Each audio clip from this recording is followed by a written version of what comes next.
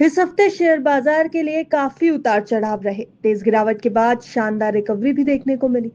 Nifty ने हफ्ते में 21,783.65 का लो बनाया था, लेकिन वहां से लगभग 1,084 अंकों की जबरदस्त रिकवरी करते हुए करीब 4.99% की बढ़त के साथ हफ्ते क्लोजिंग देकर के आई इंडेक्स। वहीं बैंक निफ्टी की बात करें तो 49,156 के लो को छूने के बाद इसमें भी 1,845 अंकों की रिकवरी दिखाई दी और 3.75% की शानदार बढ़त के साथ यह हफ्ते में क्लोजिंग देकर के गया। इस रिकवरी से मार्केट में एक पॉजिटिव सेंटिमेंट तो आया है, लेकिन ग्लोबल अनिश्चितता और वॉलेटिलिटी अब भी बनी हुई है, जिससे निवेशकों और ट्रेडर्स को साफ दिशा फिलहाल तो नहीं मिलती दिख रही। तो अब सवाल यह है कि क्या यह तेजी टिकेगी या फिर यह सिर्फ एक बाउंस बैक है। चलिए इस वीडियो में जानते हैं पूरा मार्केट आउटलुक, टेक्निकल लेवल्स और आने वाले हफ्ते में क्या होनी चाहिए आपकी ट्रेडिंग रणनीति। सब कुछ आसान भाषा में इस वीडियो में आपको समझाते हैं। देखिए, बीते हफ्ते अगर आप बाजार पे नजर डालेंगे तो कुछ सेक्टर्स ने बेहतरीन परफॉर्मेंस दी है, वहीं कुछ सेक्टर्स में भारी गिरावट भी देखने को मिली। एफएमसीजी, सीपीएसई, मीडिया और एनर्जी सेक्टर्स में बढ़त दिखाई दी है। एफएमसीजी में लगभग 4% की और सीपीएसई सेक्टर में लगभग 2.5% की बढ़त दिखाई दी है। वहीं अगर गिरने वाले सेक्टर्स के ऊपर नजर डालें तो रियलिटी, मेटल और आईटी में भारी गिरावट हुई। उसके अलावा पीएसयू बैंक्स में और प्राइवेट बैंक्स में भी गिरावट देखने को मिली। लेकिन ये सब तो बीते हफ्ते हो गया। आखिर आने वाले हफ्ते में बाजार के लिए कैसा आउटलुक देख रहे हैं मार्केट एक्सपर्ट्स। तो अगर एक्सपर्ट्स की मानेंगे तो टेक्निकल्स के रूप में निफ्टी फिलहाल अपने 20 दिन के एक्सपोनेंशियल मूविंग एवरेज यानी ईएमए के पास ट्रेड कर रहा है, जो कि 22,900 के आसपास का है। अगर निफ्टी इस स्तर से ऊपर क्लोजिंग देता है तो आने वाले दिनों में 23,400 तक की तेजी देखने को मिल सकती है। हालांकि ऊपर की ओर सबसे बड़ी रुकावट इस समय एक्सपर्ट्स के मुताबिक 23,800 के पास बनी हुई है। वहीं नीचे की ओर पहला सपोर्ट आपको 22,300 पर, और अगर ये टूटता है तो निफ्टी 21,700 तक फिसल सकता है। बैंक निफ्टी की बात करेंगे तो एक्सपर्ट्स यहां पर रिलेटिव स्ट्रेंथ देख रहे हैं।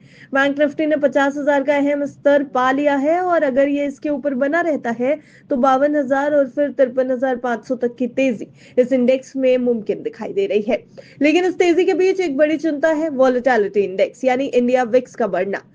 पिछले कुछ हफ्ते में जहां विक्स 13 के आसपास था, वहीं अब ये बढ़कर 20 के आसपास पहुंच गया है। इसका मतलब है कि मार्केट में डर और तेज मूवमेंट्स देखने को मिल सकते हैं।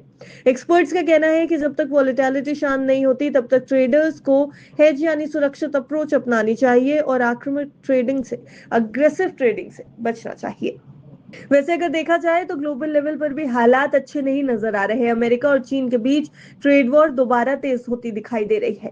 अमेरिका ने चीन पर 145% का टैरिफ लगा दिया है, वहीं चीन ने भी जवाबी कार्रवाई में 125% तक का टैक्स लगाया है। भारत पर भी इसका असर पड़ा, जहां अमेरिका ने 2 अप्रैल को भारतीय प्रोडक्ट्स पर 26% का एक्स्ट्रा टैरिफ लगाया था, जिसे अब 90 दिन के लिए टाल दिया गया है, लेकिन 10% का बेस टैरिफ अभी भी लागू है। ये तो हुई ग्लोबल बात। अगर घरेलू मोर्चे पर देखें तो कई अहम घटनाएं होने वाली हैं। इन्फोसिस और विप्रो जैसे आईटी सेक्टर की दिग्गज कंपनियों के नतीजे इस हफ्ते आ जाएंगे। साथ ही एचडीएफसी बैंक और आईसीआईसीआई बैंक जैसी बड़ी बैंकिंग कंपनियों के रिजल्ट्स भी इसी हफ्ते जारी होने वाले हैं। इसके अलावा डब्ल्यूपीआई और सीपीआई यानी थोक और खुदरा महंगाई के आंकड़े भी इस हफ्ते आएंगे, जो बाजार के लिए एक बड़ा ट्रिगर है और बाजार की दिशा और दशा तय करने में अहम रोल भी निभाएंगे। वैसे यहाँ ध्यान देने वाली बात यह है कि इस हफ्ते ट्रेडिंग सिर्फ 3 दिन होने वाली है। सोमवार यानी कि 14 अप्रैल को बाबा साहेब अंबेडकर जयंती और शुक्रवार को गुड फ्राइडे की वजह से शेयर बाजार बंद रहेगा। ऐसे में कम ट्रेडिंग दिनों में ज्यादा मूवमेंट संभव है, इसलिए वॉलेटिलिटी ज्यादा की जा रही है। कुल मिलाकर यह हफ्ता मार्केट के लिए काफी सेंसिटिव रह सकता है। टेक्निकल लेवल्स, कंपनियों के नतीजे, ग्लोबल टेंशंस और वॉलेटिलिटी सब मिलाकर निवेशकों और ट्रेडर्स को सतर्कता से कदम उठाने की और इशारा कर रहे हैं। जब तक वॉलेटिलिटी शांत नहीं होती और निफ्टी मजबूती से 22,900 के ऊपर नहीं टिकता, एक्सपर्ट्स का यह मानना है कि यह मार्केट सेल ऑन राइज यानी हर तेजी पर बिकवाली वाली स्ट्रैटेजी के तहत ही काम करेगा।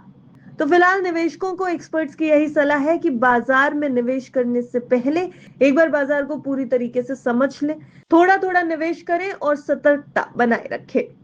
वैसे ये पूरी रिपोर्ट हमने सिर्फ और सिर्फ आपकी जानकारी के लिए तैयार की है। बाजार में किसी भी निवेश से पहले अपने निवेश सलाहकार की राय जरूर ले लें, बस तक की आपको ये सलाह है। वीडियो अच्छा लगा हो तो वीडियो को लाइक और शेयर जरूर करें। ब्यूरो रिपोर्ट, बिज तक।